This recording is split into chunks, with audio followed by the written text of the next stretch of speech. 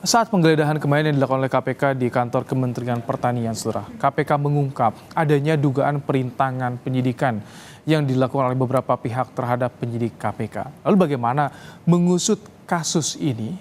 Kita akan kupas bersama dengan mantan komisioner KPK, Saud Situmorang. Selamat petang, Pak Saud.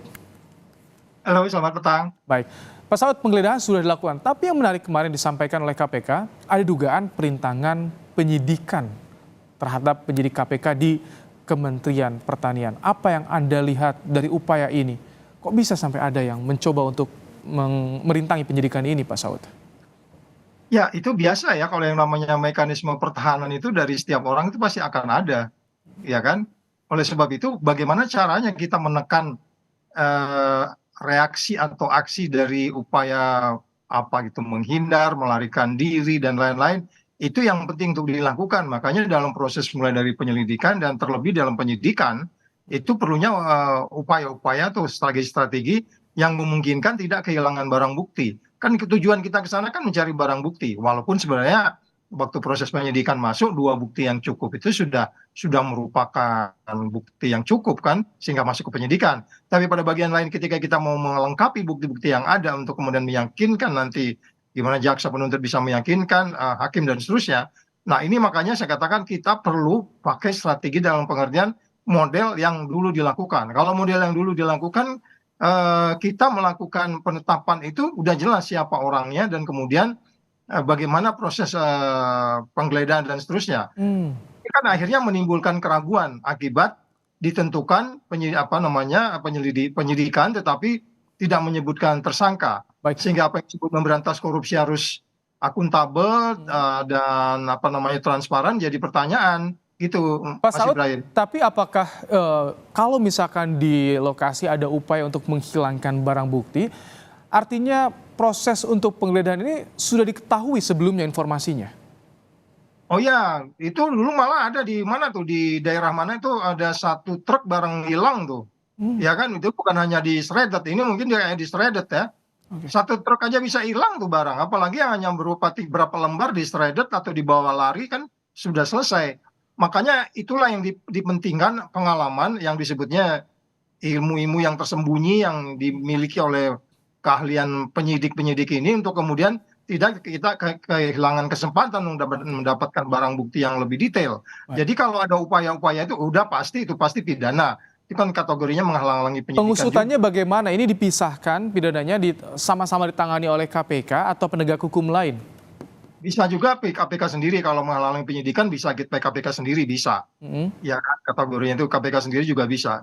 Cuman kembali lagi persoalannya adalah ini menjadi sedikit lebih meluas framingnya ke arah politik karena memang proses dari awal penentuan ini kayaknya seperti ketidakpastiannya itu menjadi semakin tinggi ya. Ini juga nggak lepas dari keadaan KPK yang saat ini ya. Sehingga Tapi soal politisasi gitu sudah dibantah juga sebelumnya Pak Saud oleh Ali Fikri, Kabag Pemberitaan. Laporan sudah ada dari tahun lalu, ini yang juga sudah diproses oleh KPK kabarnya. ya itu makanya akhirnya kan kita bertanya kenapa oke memang mengumpul bukti itu cukup lama ya. Kita juga kadang-kadang juga bisa cukup setahun, 2 tahun untuk mencari itu. Tapi pada bagian lain, kalau kita bicara apa yang dinilai oleh publik, akhirnya kan gini, pemberantasan korupsi itu kan nggak lepas dari framing di publik, karena ini kan politik. Ya Baik. dong, memberantas korupsi itu ada kaitan politik, itu politik hukum namanya. Hmm, Sehingga itu nggak lepas juga dengan keadaan baik. KPK saat ini. Jadi pembenaran apapun yang dilakukan oleh KPK saat ini, Hmm, sehingga kemudian ada framing, ada pertanyaan, ada mencoba menghilangkan barang bukti, itu semuanya nggak lepas dari kondisi baik. KPK yang saat ini di dalam. Baik. Dan kita nggak boleh marah juga kalau begitu. Dan yang berpikir Pak begitu, Saud, kalau yang saya kemarin sendiri. disampaikan penggeledahan di kantor Kementan, di rumah dinas Syahrul Yassin Limpo, Mentan, tapi Mentan sendiri berada di luar negeri. Ini biasanya momennya menunggu untuk penjelasan dari Mentan seperti apa, Pak Saud, untuk meminta keterangan lanjutan dari Mentan ini? Oh ya itu bisa aja, itu kan penyidik juga punya taktik dan strategi ya untuk kemudian mereka harus segera kapan mereka melakukan itu. Tetapi akan menjadi lebih baik kan kesannya pasti akan lebih elegan gitu. Hmm. Kita datang ke rumahnya, kemudian orang itu ada di rumah pasti itu akan lebih baik. Sehingga kita terkesannya Tapi tidak lumrah, Pak Saud, ketika memeriksa, menggeledah, tapi yang objeknya sedang tidak ada di rumah, sedang tidak ada di lokasi, itu lumrah dilakukan atau bagaimana biasanya Pak Saud? Bisa saja sih, bisa saja dilakukan itu, karena itu nggak mesti harus di rumah yang bersangkutan, karena penegakan hukum itu kan sebenarnya nggak boleh delay, apalagi kalau khusus anti korupsi, itu penegakan hukumnya itu diutamakan bahkan dari yang lain-lain.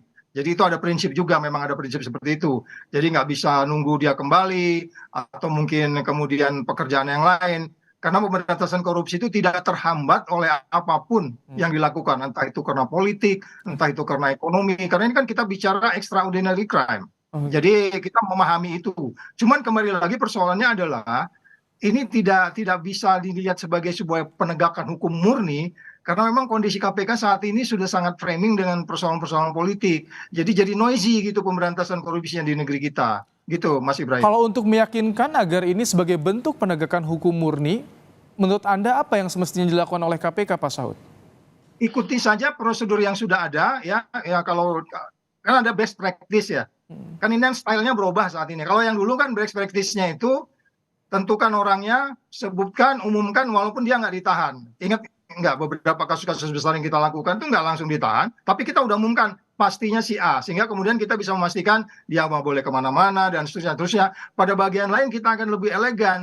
Ini kan kayaknya kita mengejar-ngejar orang, tapi ini benar nggak ya dia? Ini apa bukan dia ya gitu? Nggak boleh, itu namanya nggak ada kepastian akhirnya. Jadi menimbulkan tanggapan bahwa ini sangat politiking. Jadi jangan marah juga kalau orang bilang ini jadi politiking. Oh enggak, ini kan kekuatan bukti, maksud betul. Ini kekuatan buktinya nanti di pengadilan akan dibuktikan bahwa penyidikan itu ada 2 bukti yang cukup. Kemudian kalau kita melengkapi yang lain.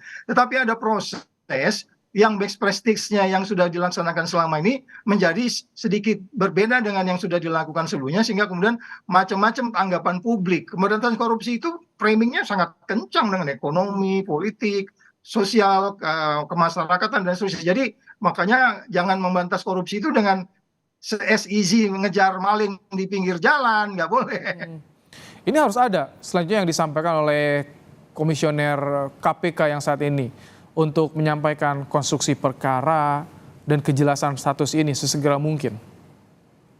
Ya, saya pikir mereka harus seperti itu, tapi walaupun nanti akan ada normatif ya, ada normatif. Cuman pertanyaan kita adalah, kenapa sangat susah sekali kalau memang sudah 2 bukti yang cukup, mau dia lari kemanapun, mau dia pergi kemanapun, itu bisa kita lakukan dengan elegan. Jangan lupa pemberantasan korupsi itu, karena ini sangat terkait dengan politik hukum, oleh sebab itu Anda harus memperkecil semua kemungkinan-kemungkinan, sehingga noise pemberantasan korupsi itu nggak lari kemana-mana. Itu yang saya pikir KPK saya anggap tidak pada posisi yang sangat wisdom saat ini untuk memberantas korupsi di tengah politik kita yang sedang ramai saat ini gitu. Baik, Pak Saud Situmorang, mantan komisioner KPK, terima kasih telah menyampaikan pandangannya dalam program Kompas Petang sore hari ini.